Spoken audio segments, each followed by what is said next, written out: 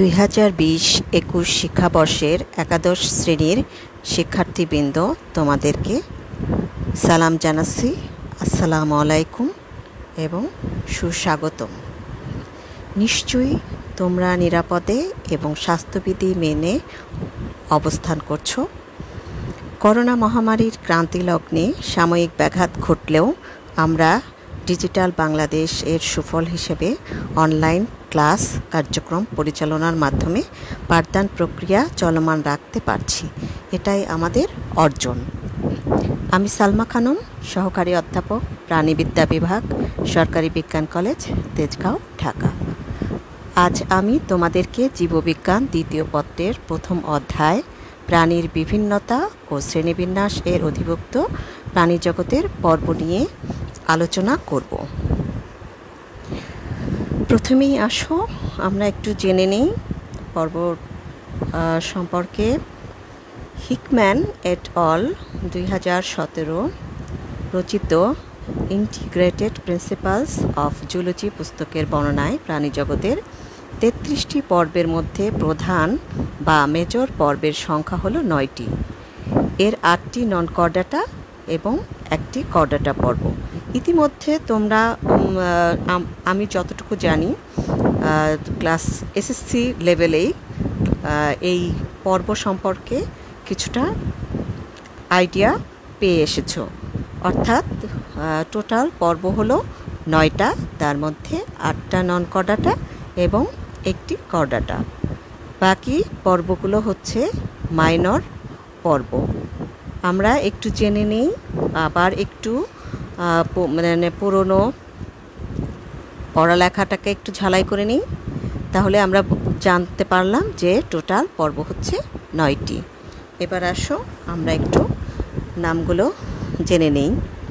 প্রথম যে 8টি নন কর্ডাটা ফাইলাম আছে তার মধ্যে 1 নাম্বার হলো পরিফেরা, 2 নাম্বার পর্ব Cnidaria, 3 number Platyhelminthes, 4 Nematoda, 5 number Mollusca, 6 number phylum হলো Annelida, 7 number Arthropoda, 8 number Echinodermata. অর্থাৎ এই 8টি হলো নন কর্ডেট, আর বাকি একটি যেটা 9 নাম্বার ফাইলাম সেটা হলো কর্ডাটা।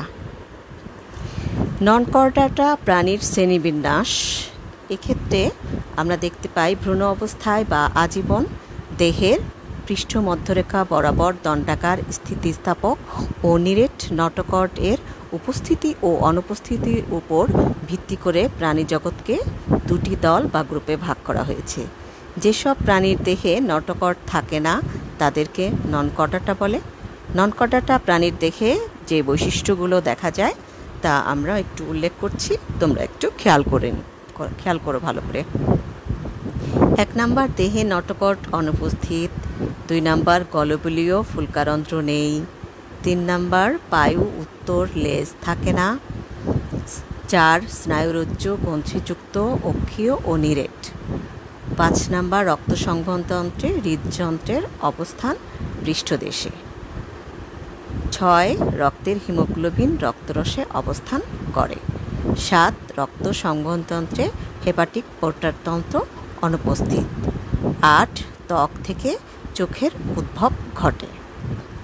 তাহলে আমরা দেখতে পেলাম যে এদের দেহে নটোকর্ড নেই, ফুলকারন্ধ্র নেই, লেজ থাকে না, পায়ুত্তর লেজ থাকে না, এবং রক্ত সংবহনতন্ত্রের ক্ষেত্রে এদের আমাদের সাধারণত রক্ত সংবহনতন্ত্র বা হৃৎপিণ্ড যেটা তোমরা বুঝো সেটার অবস্থান আমাদের অঙ্কীয় দিকে, কিন্তু নন কর্ডেটদের এই হৃৎপিণ্ড বা হৃদযন্ত্রের অবস্থান থাকে পৃষ্ঠদেশে। এবং হিমোগ্লোবিন আমাদের রক্ত নালী দ্বারা বাহিত হয়ে থাকে, আর এদের রক্তরসেই হিমোগ্লোবিনটা অবস্থান করে। তো এই দুটো মেজর একটা পার্থক্য হিসেবে খেয়াল করা যায়। একটা ছবি আমি দিয়ে দিব, সেটা হচ্ছে নন কর্ডেটদের মৌলিক দেহ গঠন। তোমরা একটু দেখো এটা এখানে কোন কোন অংশ, অর্থাৎ হৃদযন্ত্র, রক্তবাহিকা, তারপর অঙ্কীয় যে স্নায়ুরজ্জু, আমরা যে কথাগুলো, যে বৈশিষ্ট্যগুলো উপরে আলোচনা করছি সেইগুলোর অবস্থানটা কোথায়, তাহলে তোমরা এই ছবিটা দেখলে সেটা মোটামুটি একটা ধারণা নিতে পারবে। এবার আসো আমরা দেখি হিকম্যান এট অল নন কর্ডেটদের ক্ষেত্রে কিভাবে বিভাজন করেছেন। উনি নিম্ন শ্রেণীর প্রাণী হিসেবে প্রথম দুটো ফাইলামকে নির্দিষ্ট করেছেন। ফাইলাম 1 হচ্ছে পরিফেরা, ফাইলাম 2 হচ্ছে নিডারিয়া। এই দুটোকে উনি বলছেন নিম্ন শ্রেণীর প্রাণী। সিলোমবিহীন প্রাণী, তোমরা ইতিমধ্যেই জেনেছ যে কিছু প্রাণীর সিলোম আছে, কিছু প্রাণীর সিলোম নেই, আর কিছু প্রাণীর যা সিলোম আছে অসম্পূর্ণ বা সিউডোসিলোমেট, এটা তোমরা ইতিমধ্যে জেনেছ। তো এই অ্যাসিলোমেট বা সিলোম সাধারণত নেই প্লাটিহেলমিনথিস, এবং সিউডোসিলোমেট, যেটা সিউডোসিলোমেট অর্থাৎ অপ্রকৃত সিলোমযুক্ত, সেটা শুধুমাত্র একটা পর্ব, সেটা হলো নেমাটোডা। তাহলে আমরা আসলে দেখতে পাচ্ছি সিলোম নেই কিন্তু প্রথম 3টা পর্বেরই, মানে পর্ব পরিফেরা, নিডারিয়া এবং প্লাটিহেলমিনথিস 3টা পর্বেরই কোনো সিলোম নেই। আর নেমাটোডা 4র্থ নাম্বার পর্বের যে সিলোম আছে তা অপ্রকৃত, অর্থাৎ এটাকে সিউডোসিলোমেট বলা হচ্ছে। আর বাকি সবগুলো প্রাণী প্রকৃত সিলোমযুক্ত, অর্থাৎ ইউসিলোমেট। অর্থাৎ ফাইলাম 5 মোলাস্কা, 6 অ্যানিলিডা, 7 আর্থ্রোপোডা এবং 8 ইকাইনোডার্মাটা, সেই সাথে কর্ডাটা পর্ব, অর্থাৎ পর্ব ফাইলাম 9 কর্ডাটা, এটাও সিলোমযুক্ত, প্রকৃত সিলোমযুক্ত। এবার আসো আমরা একটু পর্বগুলো নিয়ে আলোচনা করি। নন কর্ডাটা প্রাণীদেরকে সাধারণত 1 থেকে 8টি যে পর্বর অধীনে বর্ণনা করা হয়। তো সেই ক্ষেত্রে আমরা প্রথম যে পর্বটা সেটা হচ্ছে ফাইলাম 1 নম্বর পরিফেরা। তো পরিফেরা শব্দটার উদ্ভব হয়েছে ল্যাটিন শব্দ পোরাস অর্থ হচ্ছে পোর মানে ছিদ্র, আর ফেরি অর্থ টু বেয়ার, বহনকারী।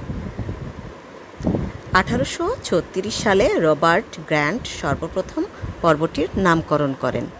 এই পর্বের জীবিত প্রজাতির সংখ্যা 8659টি। এবার আসো আমরা একটু জেনে নিই প্রাণীগুলো কী ধরনের। আসো সংক্ষিপ্ত পরিচিতিটা জেনে নিই। পরিফেরা পর্বের প্রাণীরা সাধারণত সরল এবং প্রাচীনতম প্রকৃতির। এদের দেহে অসংখ্য ছিদ্র থাকায় এদেরকে ছিদ্রার প্রাণী বলে।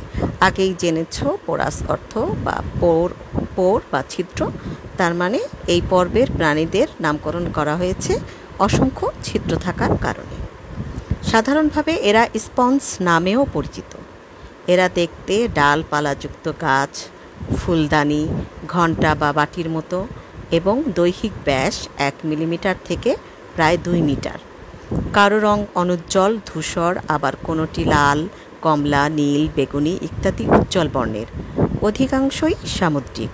কেবলমাত্র স্পঞ্জিলিডি গোত্রের প্রাণীরা মিঠা পানির বাসিন্দা।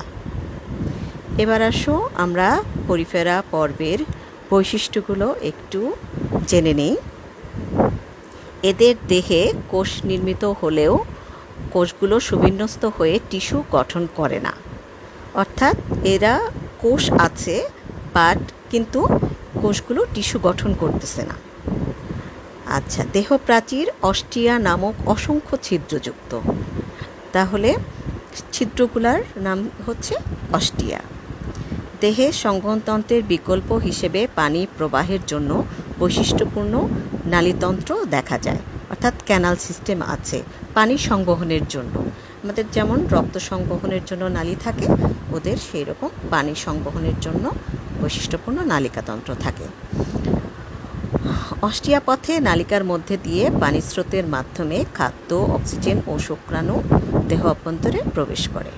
অস্টিয়া মানে ছিদ্রগুলো দিয়ে। আচ্ছা, 4 নাম্বার বৈশিষ্ট্যর ক্ষেত্রে আসো আমরা স্পিকিউল হচ্ছে কতগুলো কাঁটা।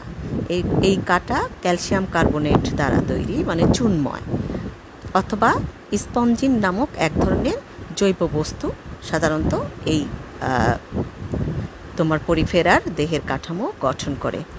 এখানে তোমরা একটু খেয়াল করো, কতগুলো কাটার মতো গঠন দেখানো হয়েছে।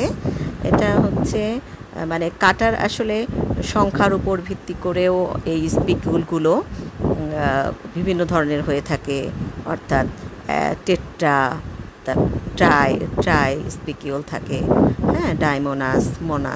তো যাই হোক, এগুলো সাধারণত হায়ার স্টাডি করা হয়, তোমাদের জন্য অতটা প্রয়োজন নেই। তোমরা শুধু জানো চুনময় কাঁটাযুক্ত স্পিকিউল বা পরিফেরা পর্বের প্রাণীতে দেখা যায়।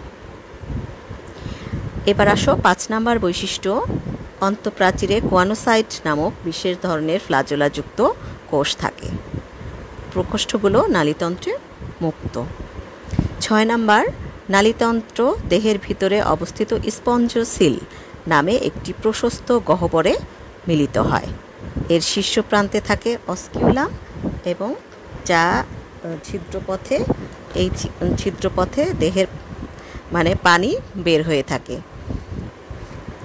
এবার আসো আমরা 7 নম্বর বৈশিষ্ট্য দেখি।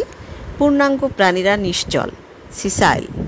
আর এর এর অর্থ হচ্ছে যখন পরিফেরার প্রাণীগুলো পরিপূর্ণতা লাভ করে, অর্থাৎ পূর্ণাঙ্গ হয়, সে অবস্থায় এরা চলাফেরা করে না, কোনো বস্তু বা কোনো কিছুর সাথে নিজেকে আবদ্ধ করে স্থায়ীভাবে যুক্ত থেকে জীবন ধারণ করে। 8 নম্বর হলো জীবনচক্রে সঞ্চরণশীল বা অ্যাম্ফিব্লাস্টুলা অথবা প্যারেনকাইমুলা লার্ভা দশা বিদ্যমান। অর্থাৎ এই প্রাণীরা পূর্ণাঙ্গ অবস্থায় সিসাইল বা নিশ্চল হলেও যখন এরা লার্ভা অবস্থায় থাকে তখন কিন্তু মুক্তভাবে সঞ্চরণশীল। এদের যে লার্ভা আছে সেই লার্ভার মধ্যে 2 ধরনের লার্ভা দেখা যাচ্ছে পরিফেরা পর্বে বিদ্যমান, অ্যাম্ফিব্লাস্টোলা অথবা প্যারেনকাইমুলা। তোমরা এই লার্ভার নামগুলো পড়বে, কারণ এটা একটা স্পেশাল ক্যারেক্টার। প্রতিটা পর্বের প্রাণীদেরই লার্ভা দশা আছে, এক একটার এক এক রকমের নাম দেয়া হয়েছে। তো সেক্ষেত্রে কখনো প্রশ্ন হতে পারে এই পর্বের প্রাণীর লার্ভার নাম কি, অথবা ধরো একটা লার্ভার নাম দিয়ে বলা হলো এটা কোন পর্বের লার্ভা। তো সেক্ষেত্রে আমরা যদি নামগুলো মনে না রাখি তাহলে আমরা কিন্তু সেই উত্তরটা সঠিকভাবে দিতে পারবো না। তো সেই ক্ষেত্রে আমি বলবো এটা যেহেতু একটা স্পেশাল ক্যারেক্টার, তোমাদের অবশ্যই এক্ষেত্রে মনে রাখবে লার্ভাগুলোর নাম। তোমরা যখন পরীক্ষায় উত্তর করবে, যদি ধরো কখনো কোনো পর্ব উল্লেখ করে বলা হয় 3টা বৈশিষ্ট্য উল্লেখ করো, সেক্ষেত্রে আমি বলবো তোমরা সবসময় স্পেশালিটি দেখবে, অর্থাৎ এই পর্বটাকে কেন এরকম নাম দেয়া হয়েছে। যেমন ধরো একটু আগেই আমরা আলোচনা করেছি পরিফেরা অর্থাৎ পোরাস ফেরি। তো এখন এই যে এখান থেকে তোমরা জানতে পারলা যে পরিফেরা শব্দটা আসছে বহনকারী, ছিদ্র বহনকারী এই হিসেবে। তাহলে এটা একটা স্পেশাল ঘটনা। এরপরে তোমরা দেখবে যে এর কি নালী আছে, কি কোষ আছে, এই যে বিভিন্ন স্পঞ্জোসিল, তারপরে স্পিকিউল আমরা দেখলাম, এইগুলোকে সংক্ষেপ করে একটা বৈশিষ্ট্য 2 নাম্বার দিয়ে দিবে, এবং 3rd যে বৈশিষ্ট্য দিবে সেটা অবশ্যই লার্ভার নামটা দিয়ে উল্লেখ করবে। তাহলে আমরা 3টা মানে স্পেশাল বৈশিষ্ট্য আমরা পাবো।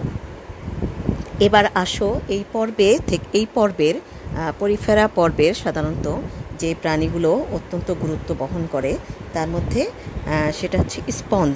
আমরা আগেই জেনেছি পরিফেরাকে স্পঞ্জ নামে করা হয়। তার মধ্যে আমরা অবশ্যই প্রতিটা পর্বের মিনিমাম 2টা প্রাণীর নাম শিখে নিব, এবং নামগুলো অবশ্যই বৈজ্ঞানিক নাম হতে হবে। অর্থাৎ ধরো যেমন স্পঞ্জ বা মটকা স্পঞ্জ হিসেবে যেটাকে বলা হচ্ছে সেটা হলো স্কাইফা জিলাটিনোসাম। আমি তোমাদেরকে দেখাবো ছবি দিয়ে স্কাইফা কোনটা। স্কাইফা আগে সাইকন নাম ছিল, এখন বর্তমান নাম স্কাইফা। এবং এই স্কাইফাটা দেখতে কেমন তোমরা ছবিটা দেখলেই বুঝতে পারবে। সেক্ষেত্রে আমি যেটা বলতে চাচ্ছি, তোমরা যখন এই উদাহরণ দিবে যে কোনো পর্ব উল্লেখ করলে অবশ্যই তার উদাহরণ কিন্তু দিতে হবে, আর সেই উদাহরণটা অবশ্যই দিতে হবে বৈজ্ঞানিক নামের ভিত্তিতে।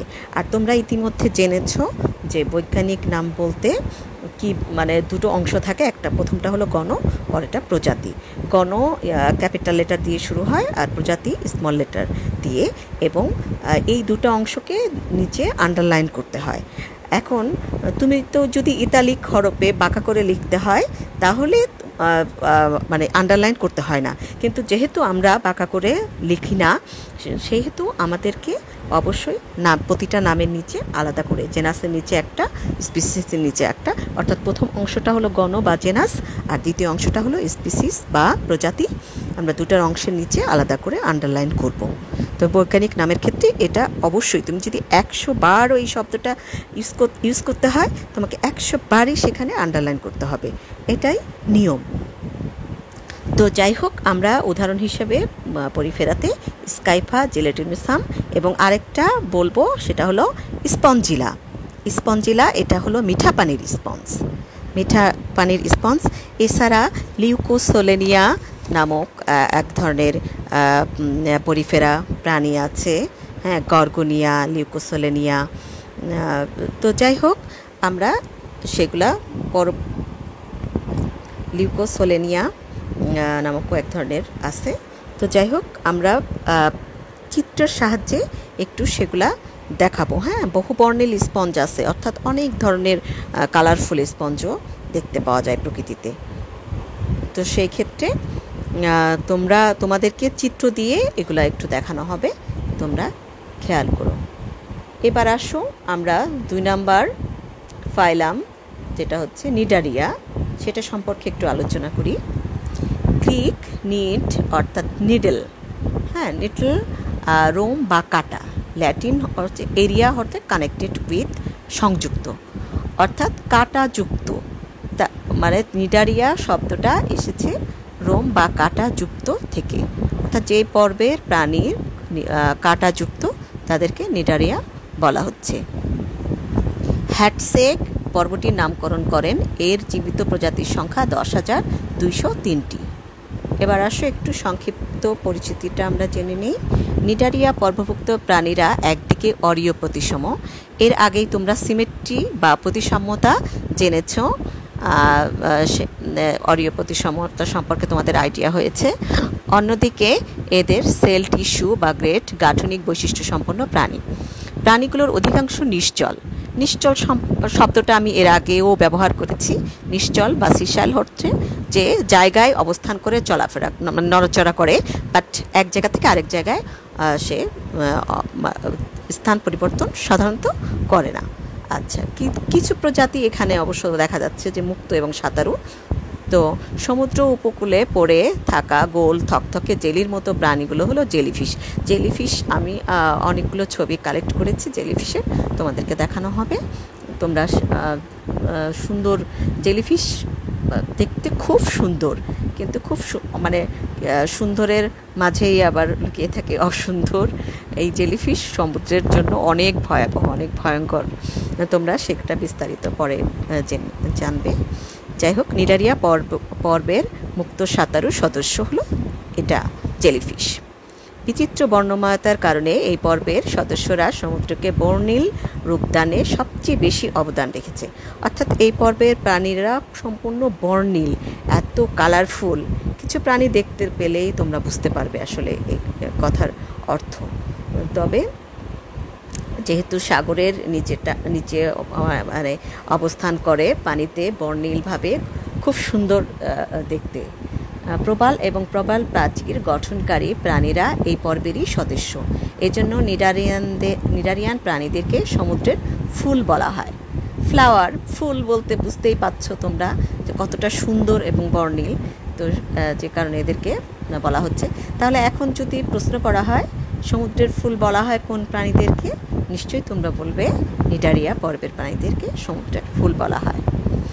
আর পৃথিবীর যে প্রবাল প্রাচীর, এই সব জায়গায় সামুদ্রিক প্রজাতির 25% জীব বাস করে। তাই প্রবাল প্রাচীর হচ্ছে পৃথিবীর অন্যতম রত্নভাণ্ডার হিসাবে পরিচিত, সমুদ্রের রেইন ফরেস্ট নামে পরিচিত।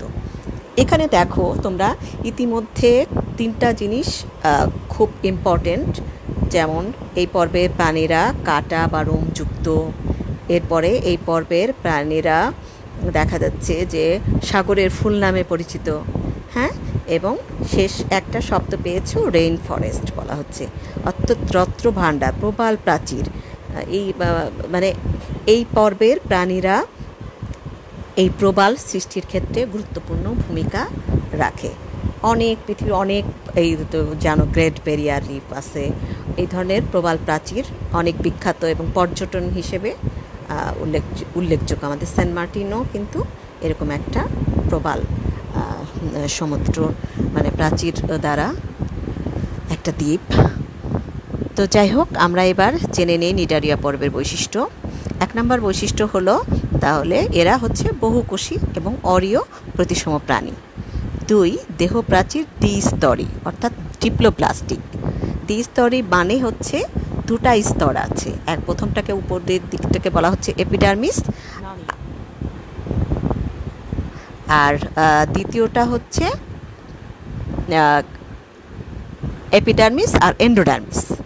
হ্যাঁ, উপরে বাইরের দিকে এটাকে বলা হচ্ছে এপিডার্মিস, দ্বিতীয়টাকে বলা হচ্ছে এন্ডোডার্মিস। আর মধ্যবর্তী স্থানে থাকে মেসোগ্লিয়া, আঠালো জেলির মতো অকোষীয় একটা উপাদানে বেষ্টিত থাকে। 3 নাম্বার নেমাটোসিস্ট। নেমাটোসিস্ট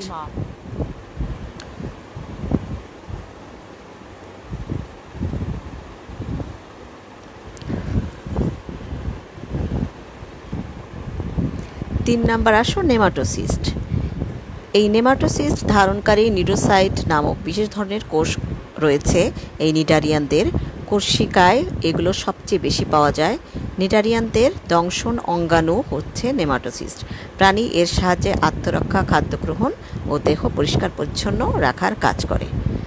এই নেমাটোসিস্ট সম্পর্কে তোমাদের আরও ধারণা হবে আমরা যখন হাইড্রা এই পর্বের মানে নিডারিয়া পর্বের অন্যতম প্রতীক প্রাণী হাইড্রা নিয়ে যখন আমরা স্টাডি করব, তখন তোমরা এই নেমাটোসিস্ট সম্পর্কে আরও বিশেষ ধারণা পোষণ করবে।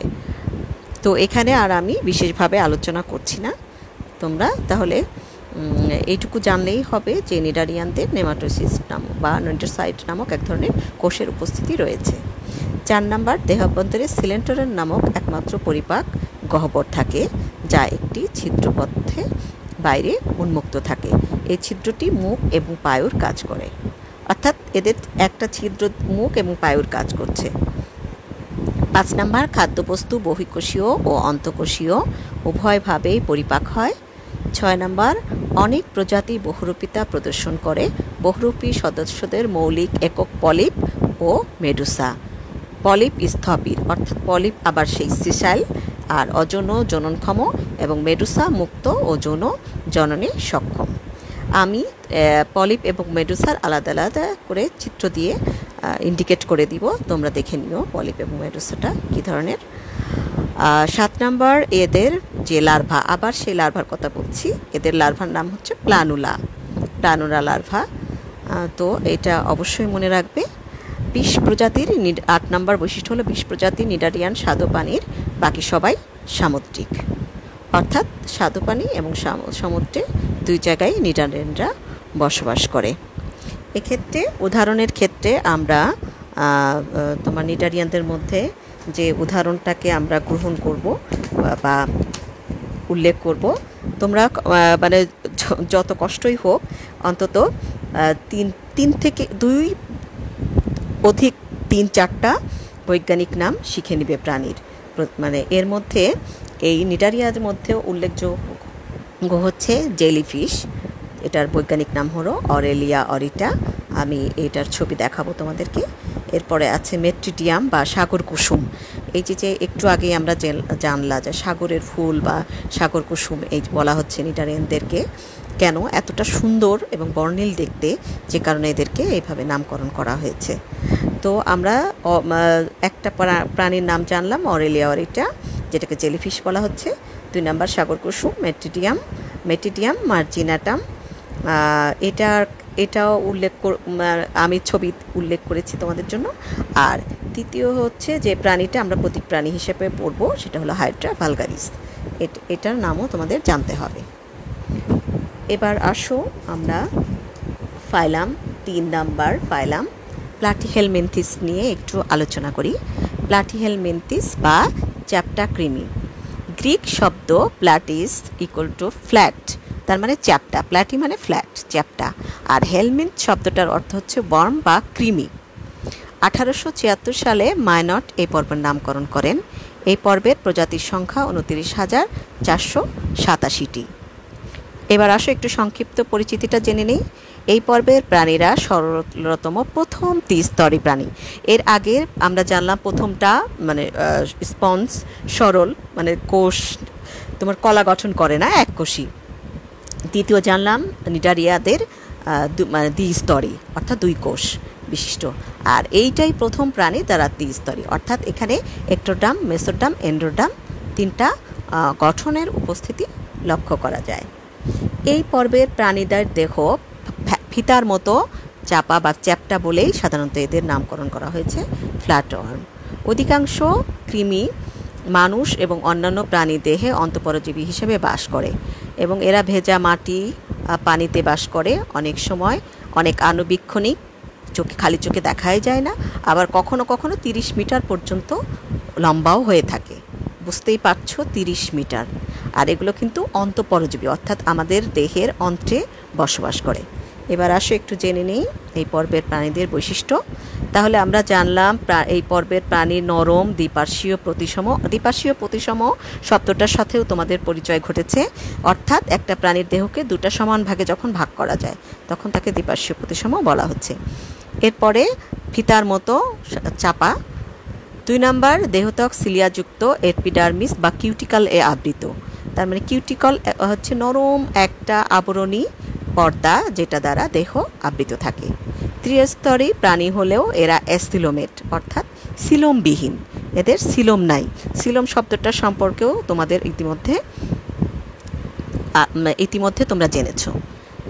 আর এখন আসো এই পর্বের প্রাণীদের পরিপাকনিক নালী ছাড়া অন্য কোনো গহ্বর নাই। এদের সাধারণত ফাঁকা স্থান থাকে, বিভিন্ন অঙ্গের মাঝে ফাঁকা স্থান থাকে, একে প্যারেনকাইমা বলা হয়। এই পর্বের প্রাণীদের চোষক বা হুক থাকে। চোষক কেমন ধরনের চোষক বা সাকার মানে হুক কিভাবে আংটার মাধ্যমে অন্য প্রাণীর দেহে লেগে থাকে সেটা একটা ছবি দিয়ে আমি দেখিয়ে দিব, তোমরা দেখে নিও। এই পর্বের প্রাণীদের সাধারণত রক্তসংবহনতন্ত্র, শ্বসনতন্ত্র ইত্যাদি অনুপস্থিত। আর কিন্তু শিখাকোষ নামক এক ধরনের ফ্লেম সেল এদের দেহ গঠিত। তাহলে এখানে কিন্তু স্পেশাল অনেকগুলো বৈশিষ্ট্য তোমরা পাচ্ছ, শিখাকোষ, চোষক, হুক, তারপরে অ্যাসিলোমেট, দ্বিপার্শ্বীয় প্রতিসম, হ্যাঁ, কিউটিকল নামক আবরণ দ্বারা আবৃত, অনেকগুলো কিন্তু তোমরা পেয়েছো। এবং এরা অবশ্যই পরজীবী, সেটাও জেনেছো বৈশিষ্ট্যের মধ্যে। আর এই পর্বের প্রাণীরা উভলিঙ্গ। উভলিঙ্গী বলতে বুঝছো? উভলিঙ্গী হলো পুংলিঙ্গ এবং স্ত্রীলিঙ্গ দুটাই একই দেহে অবস্থান করে, উভলিঙ্গী।